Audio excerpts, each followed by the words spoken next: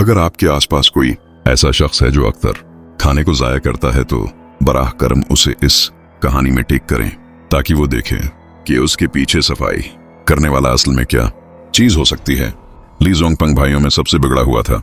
बचपन से ही नाज नुखरे में पला बढ़ा।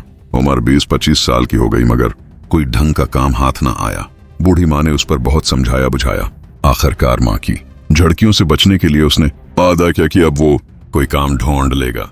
किसी जानने वाले के तवस्सुत से उसे एक तामीराती जगह पर सिक्योरिटी गार्ड की नौकरी मिल गई। उस जमाने में महजब शहर की महम चल रही थी, इसलिए तमाम तामीराती काम आर्जी तौर पर रुके हुए थे।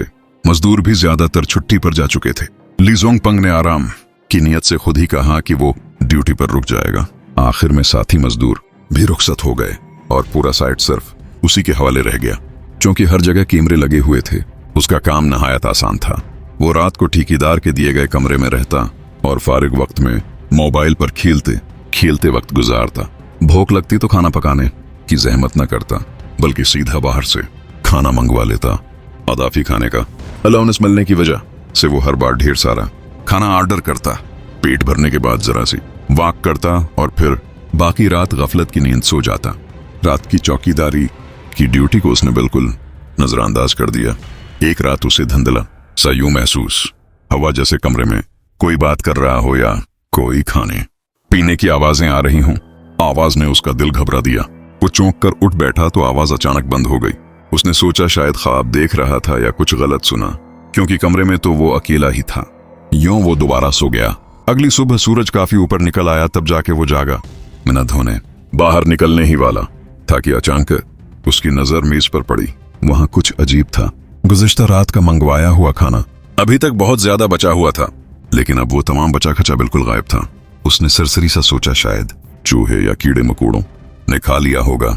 हमेशा की तरह उसने फिर भी ढेरों खाना मंगवाया, खा पी कर बाकी छोड़ दिया और मेज पर रख कर सो गया ताकि सुबह उठकर समीटे। लेकिन रात को फिर से वही सरसराहट और चरचराहट की आवाजें आईं। इस बार उसने फौरन उठने के बजाय आहस्तगी से क्रूट बदली और आंखें नीम वा रखते हुए आवाज की समत देखने लगा। ये मंजर देखकर उसके पसीने छोड़ गए। 3 सियाह साए मेज के गर्द। वो फौरन उठ बैठा और बत्ती जला दी, मगर मेज पर कुछ भी बाकी न था। वो 3 सियाह साए कब के गायब हो चुके थे। ली जोंगपंग को पूरा यकीन था कि उसने गलत नहीं देखा। वो आहिस्ता आहिस्ता मेज के करीब गया और देखा कि वहां रखा हुआ सारा बचा खचा खाना फिर से गायब था। बिल्कुल साफ कर दिया गया था। ली जोंगपंग सख्त हैरान हुआ।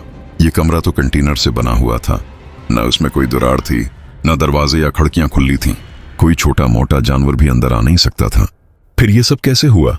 क्या वाकई ये सब भूत प्रेत का काम था? पहले तो वो डरा सहमा सा रहा, मगर फिर हस्बे आदत दिल बड़ा करके थोड़ी देर करोटें बदलता रहा और सो गया। अगले दिन फारिग घूमते घामते वो बाजार जा पहुंचा। दीवार के पास एक बाबा बैठे थे जो पल निकाल रहे थे। उसने सोचा जाकर उनसे पिछले दिनों का माजरा कह सुनूं। बाबा ने जैसे ही उसे करीब आते देखा, खुद ही बात शुरू कर दी। ली जोंगपंग उनके पास बैठ गया और अपनी पूरी रोदाद सुनाई। सुनकर बाबा का चेहरा खौफ से भर गया। बाबा ने कहा कि वो जगह जहां अब तामीराती काम हो रहा है, पहले एक कब्रिस्तान थी। साहिब नसीब लोगों की कब्रें तो हटा दी गई थीं, लेकिन जो गरीब या लावारिस लोग थे, इनकी कब्रें वहीं की वहीं रह गईं। ठेकेदारों ने वक्त और खर्च बचाने के लिए सीधा जमीन बराबर कर दी। इन बेकिसों की भटकी हुई रूहें आज भी वहां आवारा फिरती हैं। बाबा ने समझाया कि ये सब जिंदगी में मेहनत मशक्कत करने वाले लोग थे और वो फजूल खर्ची और खाने को जाय करने से सख्त नफरत करते हैं। उसने खबरदार क्या कि आइंदा जितना खाना दरकार हो सिर्फ इतना ही मंगवाए। अगर ज्यादा बचा खचा बार बार होता रहा तो वो भूत महज खाने पर नहीं रखेंगे, फिर उनकी नजरें खुद उस पर भी हो जाएंगी। ये सुनकर ली जोंगपंग ने बाबा को 20 युआन दिए और सोचों में डूबा वापस लौट आया। कमरे के दरवाजे पर पहुंचा तो उसने अंदर जाने से पहले दस्तक दी और कुछ देर तवक्कुफ के बाद ही अंदर गया। इस दिन के बाद से उसने कभी खाने को जाया नहीं किया, हमेशा अपनी जरूरत के मुताबिक ही खाता। और फिर वो डरावनी आवाजें भी कमरे में सुनाई देना बंद हो गईं। कभी कभार अगर मामूली सा खाना बच भी जाता तो वो उसे कमरे से बाहर मट्टी के ढीर पर रख देता, ये सोचकर कि कोई आवारा जानवर खा लेगा। बाद रातों को वाकई बाहर से खाने की हल्की हल्की आवाज आती, मगर वो मुतमईन रहता, क्योंकि अब वो जानता था कि कम अज कम ये सब अंदर नहीं आ रहा।